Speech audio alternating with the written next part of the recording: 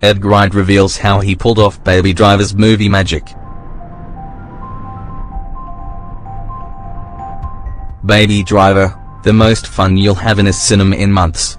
Well, IMA reviews Edgar Wright's Baby Driver starring Ansel Elgort and Kevin Spacey. July 11, 2017. A month ago. /display/newscorpaustralia.com/web/news network, entertainment, syndicated /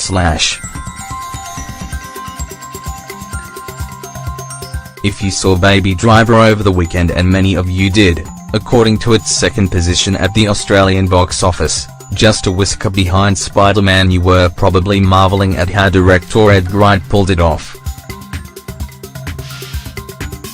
If you haven't seen it, go and do it right now. Walk out of work, school and all life responsibilities and head down to the cinema. You won't regret it. The exuberant car chase movie about Baby, a savant-like getaway driver for bank-robbing criminals, is also a technical achievement like nothing else you've seen at the movies. Crucial to the success of the film is Wright's ability to synchronize his song choices with every movement, not just in car chases but in gunfights, doing the coffee run or flirting at a laundromat. There are some 30-odd songs in Baby Driver, and every one was chosen to meld perfectly with the action. How did he do it? Wright let everyone in on some of his movie magic during a Q&A with George Miller, Mad Max, Fury Road, Babe, after the Baby Driver premiere in Sydney, on picking the songs.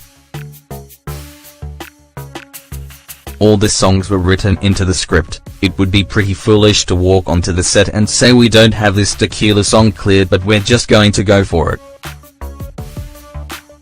We cleared all the songs beforehand and we rehearsed a lot of it.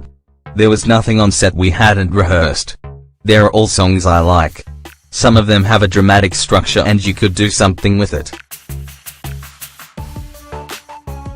And there's songs that aren't really in other movies or don't have music videos, something that doesn't have a defining image with them, so not Michael Jackson's Thriller. I wouldn't start writing a new scene until I had the right song. Is there a change in tempo?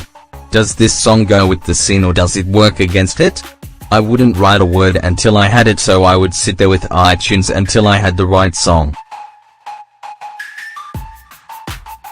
On getting the actors' movements to sync to the songs. If Ansel was wearing headphones in a scene, then his headphones would plug into a playback pack and we'd be playing the music straight to him. Sometimes, when it was a scene where he didn't have the headphones in, he'd wear an earwig, a small wireless earpiece that doesn't show up on camera. If other actors also had to work to the music, they also had earwigs, so when Jon Bernthal, Jon Hamm and Isaac Gonzalez were walking towards the bank, in the opening sequence. If there was a scene with no dialogue, we just played the music out loud. With the Harlem Shuffle sequence, in which Baby goes to buy coffee in a continuous one take, he walks 2 city blocks, gets the coffees and walks it back. All around that set, there were speakers hidden everywhere that was playing the song out loud.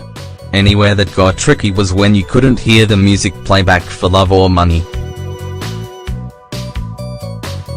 Some of the driving scenes, even with the best earwig in the world, that music is going to be drowned out by the noise of the road. The other tricky stuff was when we got into the gun shooting sequences, when they were shooting the guns in time with the music but the sound of assault rifles just cancels everything out. You can't hear any playback. In those cases, we had to go back to traditional choreography, and this is where it gets really bananas. We don't edit the guns to the music in post-production. We choreographed the gunfire to the bits of music. So in the tequila scene, Jamie Foxx, Jon Hamm, Isa and the stunt guys had to learn their percussion parts of the song. What it comes down to is you rehearse and you rehearse it. Our choreographer is a man named Ryan Heffington, who did Sire's Chandelier video. All the actors just got it. It was kind of amazing. George Miller and Edgar Wright at the Australian premiere of Baby Driver, on how he timed the songs to the scenes. If the song was 5 minutes long, the screenplay would be 5 pages long. It was one of the benefits of putting it to the song. It meant you could work out exactly how many shots you needed for the song. So that meant saying to the stunt guys, this alley scene is 10 seconds long because that's the length of the guitar part. It would help me write. Then I'd do the storyboard to see if I could cut it to the music and make it work.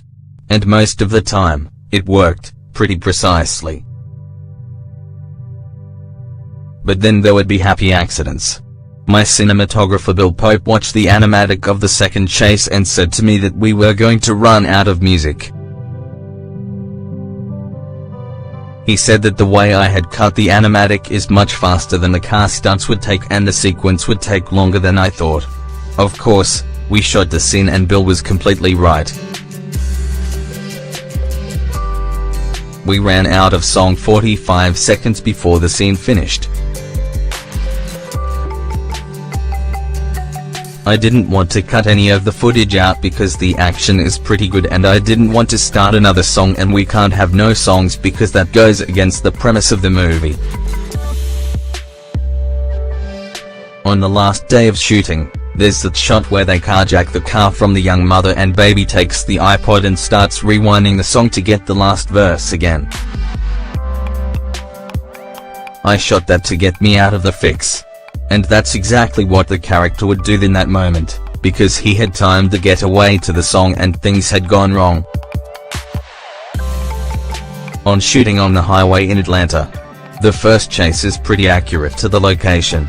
The parts on the freeway were shot on the I-85, which is the main freeway in Atlanta. The freeway wasn't closed for us, it was this thing called the bubble, where you'd have a 2-mile motorcade of police cars. Every time you reset, you have to go back 7 miles and every reset would take half an hour. We were only allowed to film on the freeway on Sundays and only from 6 a.m. to 2 p.m. on a day where there wasn't a bowl game. Even with begging and bribing, the police cars were gone at 2 p.m. and I didn't get all the shots I wanted. We got lucky that something had gone wrong with one of the cameras and we got an insurance claim on the whole day, so we got to go back and do it again 6 weeks later. Even on a Sunday, you're causing traffic chaos.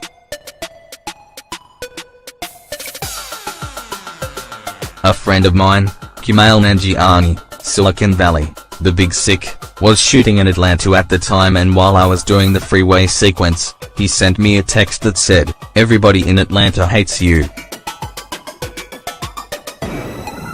That's all it said, nothing else. On the car he personally drives. I wish I had a cooler, more masculine answer to this. I drive a Prius. Not very Mad Max, why, I know. Baby Driver is in cinemas now.